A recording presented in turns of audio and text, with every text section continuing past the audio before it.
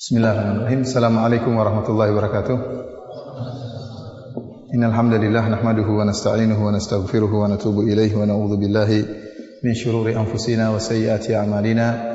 May yahdihillahu fala mudilla lahu wa may yudlil fala hadiya lahu. Wa asyhadu an la ilaha illallah wahdahu la syarika lahu wa asyhadu anna Muhammadan 'abduhu wa rasuluhu la nabiyya ba'dah. Ya ayyuhalladzina amanu taqullaha haqqa tuqatih wa la tamutunna illa wa antum muslimun.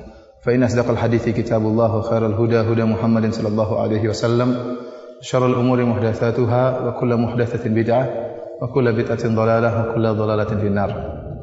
Para ikhwah sekalian, para asatidzah yang dirahmati oleh Allah Subhanahu wa taala, alhamdulillah pada siang hari ini kita bisa duduk bersama dalam rangka saling tanasuh, ya, mengamalkan firman Allah Subhanahu wa taala, ya,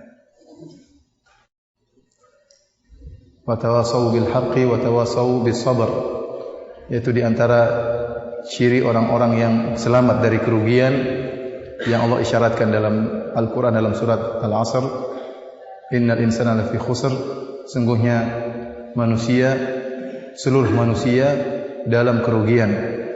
Allah Subhanahu wa taala tidak mengatakan innal insana la khasir, tapi Allah mengatakan innal insana lafi khusrin, sungguhnya manusia berada dalam kerugian, seakan-akan dia tenggelam dalam kerugian, ya, kerugian meliputi dia dari segala arah. Kemudian Allah mengistisna illal ladzina amanu wa amilus shalihat, kecuali orang-orang yang beriman dan beramal saleh, wa tawassaw bil haqq wa tawassaw bis sabr, dan mereka saling mewasiatkan untuk dalam kebenaran dan mereka saling mewasiatkan untuk bersabar. Dan pertemuan kita adalah tawasi bil haq wa tawasi bis sabr. Kita saling mengingatkan dalam kebenaran dan dalam kesabaran. Karena kita tahu bahwasanya kalimat tawasi dari wazan tafa'ala yang menunjukkan adanya pekerjaan atau fi'il dari dua belah pihak. Oleh karenanya baik guru maupun murid, baik pemimpin maupun yang dipimpin, perlu untuk saling nasihat menasihati, karena tidak ada yang selamat dari kesalahan, baik pemimpin maupun yang dipimpin, baik yang mengajar maupun yang diajar. Apa yang kita lakukan pada kesempatan kali ini hanyalah mimbabi tadzkir, saling mengingatkan, bukan yang berbicara lebih baik daripada yang mendengar.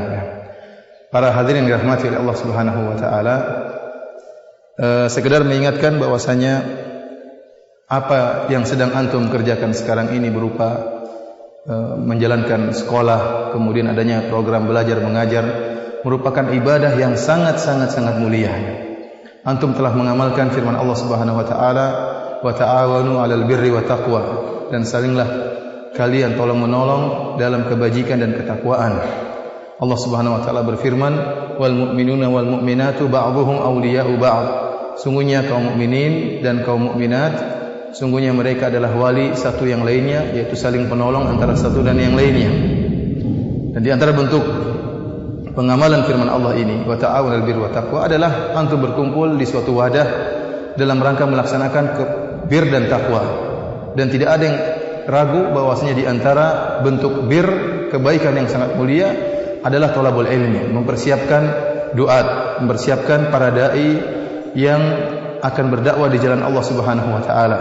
Adapun keutamaan dakwah tidak perlu kita jelaskan panjang lebar, karena antum semua sudah tahu, wa man ahsanu qaulan mimman da'a ila Allah. Siapakah yang perkataannya lebih indah dari orang yang menyeru di jalan Allah Subhanahu wa taala.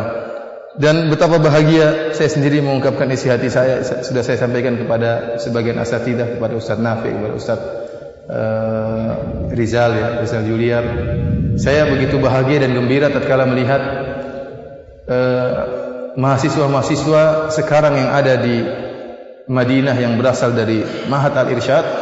Mereka mahasiswa-mahasiswa yang mutamayyizun, mahasiswa-mahasiswa yang Masya Allah semangat belajar dan memiliki prestasi-prestasi yang tinggi disertai dengan budi pekerti dan akhlak yang mulia. Ini yang dahulu tidak saya lihat. Bahkan dahulu sempat ada lelucon, ya. Barang siapa yang masuk al-irsyad itu pasti ada tesnya, orangnya lucu atau tidak. Kalau nggak lucu, nggak diterima, harus lucu. Karena dulu kita sering buat lelucon, angkatan saya dan kelas saya, baik dari mahat mana, kalau kita kumpul mesti ada softo istilahnya. Itu bahasa al-irsyad mungkin ya, softo, nggak tahu itu bahasa dari mana. Ya. Tapi sekarang berubah kondisinya, masya Allah. Softonya masih ada ya, tetapi terdominasi dengan rajinnya belajar teman-teman mahasiswa. Ya, saya lihat senang sekali ya, dengan akhlak yang mulia. Dan ini semua adalah buah dari kerja keras antum semuanya. Oleh karenanya para dai ya, dan juga muwadzafin, bukan cuma para dai, bukan cuma mudarris, demikian juga para staf-staf ya, pegawai, semuanya bekerja sama dan semuanya sama penting dalam lininya. Jangan sampai ada sebagian kita yang meremehkan salah satu dari komponen yang ada dalam mahat ini. Makanya saya ingatkan tentang sebuah hadis ya, yang diriwayatkan oleh Imam Al-Bukhari, hadis yang ma'ruf yang juga tercantum dalam kitab tauhid. Kata Nabi sallallahu alaihi wasallam, "Tuba li 'abdin akhadha bi anani farasihi fi sabilillah." Sungguh beruntung seorang hamba yang dia memegang tali kekang kudanya dalam rangka untuk berjihad di jalan Allah Subhanahu wa taala. Ash'asa ra'suhu mughabbaratun qadamahu. Ya, rambutnya ya acak-acakan, kemudian kakinya penuh dengan debu. Perhatikan, kemudian kata Nabi SAW, orang ini beruntung. Kata Nabi SAW, in kana fil hirasah kana fil hirasah. Orang ini kalau ditugaskan untuk menjaga, dia menjaga. Wa in kana fis saqah kana fis saqah. Kalau dia ditugaskan bagian belakang, artinya bukan panglima, tapi kroco-kroco prajurit-prajurit yang tidak kurang bernilai atau tidak dipandang, ya, kana fis saqah, dia akan bekerja dengan sebaik-baiknya. Wa in ista'dzana lam yu'dzan lahu. Kalau dia minta izin tidak diizinkan. Artinya orang ini tidak dipandang. Ya, tidak dipandang. Dia ditugaskan bagian belakang, ditugaskan sebagai penjaga, ditugaskan hansip, ditugaskan sebagai bukan komponen yang utama, bukan panglima, bukan jenderal, tidak. Wa in ista'dzana lam yu'dzan lahu. Kalau dia minta izin tidak diizinkan. Wa in syafa'a lam yusyaffa. Kalau dia memberi syafaat tidak diterima syafaatnya. Artinya orang ini tidak dipandang oleh yang lain. Tetapi Rasulullah SAW mengatakan tuba, beruntung orang ini. Artinya ikhwan ya, tatkala kita dalam kerja bareng, masing-masing harus menghargai kerjaan saudaranya dan masing-masing harus bisa bekerja dengan sebaik-baiknya. Karena ini adalah amanah yang dibebankan oleh Allah Subhanahu wa taala. Apalagi kita semua tahu antum mendapat gaji dari bekerja dalam amal ibadah yang mulia ini. Ya, antum bukan tatawuan, tapi antum digaji dan beribadah namun digaji. Jadi ada sisi lain selain antum beribadah dengan mendidik, antum juga ada tugas amanah sisi lain yang harus antum tunaikan. Dan sebagaimana tadi telah Anda sampaikan di pengajian tadi pagi, Rasulullah SAW bersabda, Inna Allah Azza wa Jalla yuhibbu idza amila ahadukum amalan an yudkhinahu. Ya, kalau Allah Subhanahu wa taala suka dengan seorang jika beramal melakukan pekerjaan maka dia kerjakan sebaik-baiknya. Ya. Kapan jika ada salah satu komponen merendahkan komponen yang lain, maka tidak akan jalan dengan baik ya proyek bersama tersebut. Tapi kalau masing-masing merasa bertanggung jawab, masing-masing merasa memiliki amanah, masing-masing menghargai yang lain, masing-masing merasa butuh kepada yang lain, ya, maka seperti ini akan timbul saling menghormati dan saling bisa menempatkan posisinya pada tempatnya masing-masing dan bisa berjalan dengan baik. Karena pekerjaan antum adalah pekerjaan bareng-bareng. Dan ingatlah, betapa banyak ya pekerjaan yang bisa diraih dengan kerja bersama yang tidak bisa dikerjakan oleh kerjaan juhud fardiyah satu orang, meskipun puluhan tahun, ya, meskipun dalam waktu yang lama, bisa ditempuh, bisa dikerjakan dengan kerja bareng, dikerjakan dalam waktu yang singkat. Ya. Dan kita tahu bahwasanya bagaimana ahlul bidah mereka semua bisa dengan baik. Kenapa? Karena mereka terorganisir. Ya, mereka terorganisir, bukan hanya sekolah, bahkan dakwah mereka terorganisir sehingga mereka bisa melejit dengan cepat. Contohnya Syiah saja yang dahulunya tidak kita dengar tiba-tiba melejit dengan secepat kilat. Cepat sekali Syiah itu berkembangnya. Ya. Tahu-tahu sudah ini sampai sekarang mulai masuk di parlemen lah segala lah. Ini. Sementara kita ya terkadang tidak terorganisir, mau diajak diorganisir tidak mau ya, terkadang keakuannya ada. Ya, ustaz terkadang susah diajak bekerja sama. Ustaz-ustaz terkadang punya daerah wilayah sendiri-sendiri. Ini kenyataan pahit yang terkadang kita bisa kita lihat. Oleh karenanya, ikhwani fil azani Allah wa iyyakum, saya cuma ingatkan kembali bahwasanya antum sedang berada dalam ibadah yang luar biasa, mempersiapkan para dai. Kalau seandainya santri-santri antum kemudian jadi dai, berhasil, sangat yakin bahwasanya buah yang mereka keluarkan, yang mereka telurkan, dakwah mereka yang berhasil, seluruhnya pahalanya akan mengalir juga sama antum, karena antum yang mengajar. Dan bukan hanya mengalir kepada para mudarrisin, meskipun mereka yang pertama kali mendapatkan, tapi semuanya komponen akan terkena. Baik pegawai, baik yang bagian manapun komponen dari suatu kesatuan tersebut. Ini saja mungkin yang perlu saya ingatkan agar menyemangati kita semua untuk benar-benar mengerjakan pekerjaan kita dengan baik. Dan terakhir mungkin saya ingatkan, sebagai pegawai atau sebagai pengurus dari Ma'had Al-Irsyad, hendaknya kita menjadi qudwah bagi murid-murid kita. Jangan sampai murid-murid kita kemudian melakukan kesalahan dengan berdalil bahwasanya ustaz fulan atau pegawai fulan ternyata misalnya sholatnya terlambat atau tidak ada di saf pertama misalnya, atau namanya anak-anak pintar cari alasan.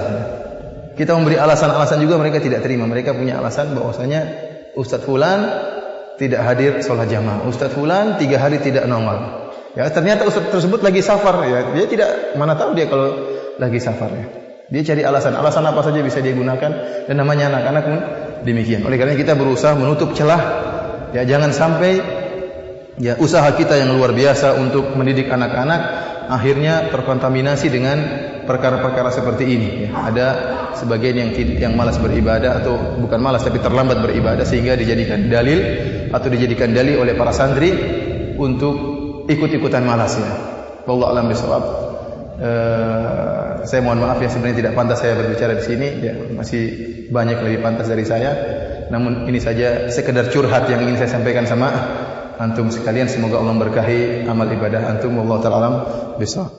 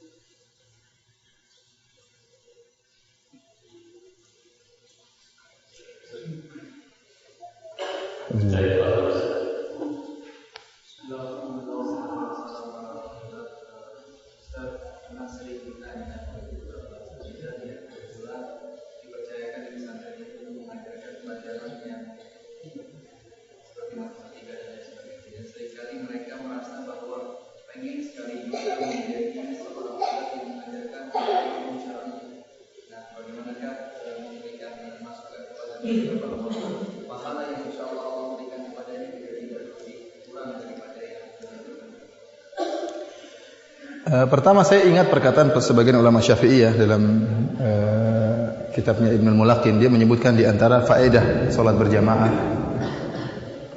dia akan mendapatkan pertama pahala keberkahan.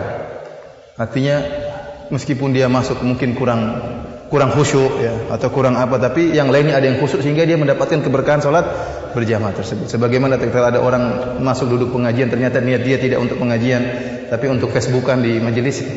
Mudah-mudahan dia juga dapat pahala, tapi dia harus beradab majelis Mudah-mudahan dia juga dapat pahala majelis ilmu seperti itu. Demikian juga kita sekarang sedang berbicara, kita bukan berbicara tentang juhud fardiyah, tetapi kita juhud jamaiyah. Kita ini sekarang sekedar bareng-bareng. Dan ada kaidah usul fikih yang sudah ma'ruf, ma la yatimul wajibu illa bihi fa huwa wajib. Jika suatu perkara yang wajib tidak bisa sempurna kecuali dengan perkara yang lain, maka hal itu juga hukumnya wajib. Wa ma la yatimul mustahabbu illa bihi fa huwa mustahab. Dan perkara yang mustahab tidak mungkin sempurna pekerjaannya kecuali dengan perkara yang lain, maka yang lain itu juga hukumnya mustahab. Sekarang bagaimana seorang santri kemudian bisa punya syahadah ya. Kemudian bisa daftar misalnya di Jamiah Islamiyah, kecuali dia harus memenuhi persyaratan seperti ada pelajaran matematika, pelajaran umum yang dipersyaratkan oleh apa? Oleh negara, ya. Sama seperti dia tidak mungkin bisa belajar kecuali harus makan. Dia tidak mungkin belajar kecuali dia harus ada yang mengatur ruang tidurnya, ya. Memang lidzatihi, belajar ilmu matematika dia bukan ibadah lidzatihi, bukan. Beda dengan ilmu agama. Ilmu agama, belajar ilmu agama itu zatnya sendiri merupakan ibadah. Belajar ilmu usul fikih, ilmu bahasa Arab. Adapun yang lainnya dia bukan ibadah lidzatihi tapi li ghairihi. Dia menjadi ibadah karena sebagai penyempurna pemenuhan persyaratan, ya, untuk mengeluarkan ijazah misalnya. Sebagaimana yang lain, ada yang masak, ada yang ngatur ini, semuanya komponen, ya. Ya, oleh karenanya dia juga akan mendapatkan pahala. Dan ingat, tatkala dia menganggap itu suatu pekerjaan yang merupakan rangkaian dari ibadah jamaiyah, maka hendaknya dia kerjakan dengan baik-baik. Saya ingatkan kembali hadis tadi, innallaha azza wa jalla yuhibbu idza amila ahadukum amalan an yutqinahu. Seorang Allah Subhanahu wa taala suka jika salah seorang dari kalian beramal maka dia lakukan dengan baik. Itu mencakup amalan apa saja. Ya, ihris mal ala ma yanfa'uk. Semangatlah untuk mencari sesuatu yang mengerjakan yang bermanfaat bagi engkau. Wallahu a'lam bishawab. Yang ngajar matematika siapa sih? Banyak. Oh, ya, Masya Allah.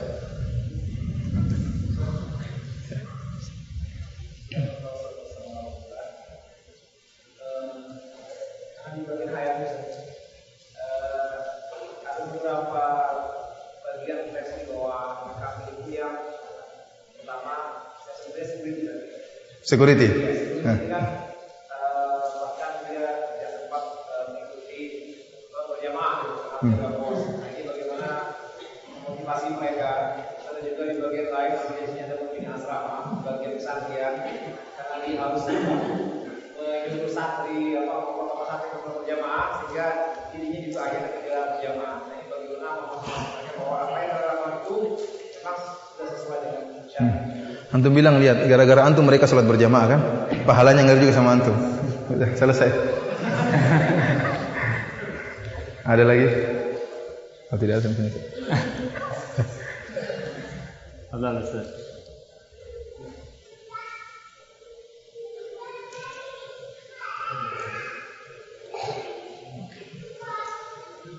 Mungkin di antara asatidzah di sini memang cukup padat kegiatan di sekolah, bahkan di luar sekolah masih mengoreksi.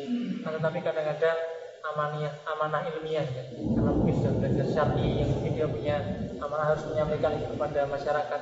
Maka mungkin mohon nasihatnya agar kita di sini semua memiliki semangat dalam hal tetap bersemangat dalam berdakwah meskipun tidak hanya di dalam pesantren. Ya, Allah alam bisa. Jadi ikhwan, saya sering sampaikan bahwasanya ibadah yang paling istilahnya ekonomis, jadi modal sedikit anunya banyak, ya dakwah itu. Antum ada orang enggak salat jadi salat, coba bayangkan dia salat 50 tahun pahalanya semua sama antum. Antum ke kampung-kampung. Antum kalau sudah ngaji ya pahalanya mungkin sedikit aja. Cuma nambah iman sedikit. Tapi yang dari tidak beriman jadi beriman luar biasa. Dari yang tidak salat orang kamu jadi salat, dari mengerti tidak dari syirik kemudian mengenal tauhid. Itu bayangkan hadis Nabi SAW tentang keutamaan tauhid, ya.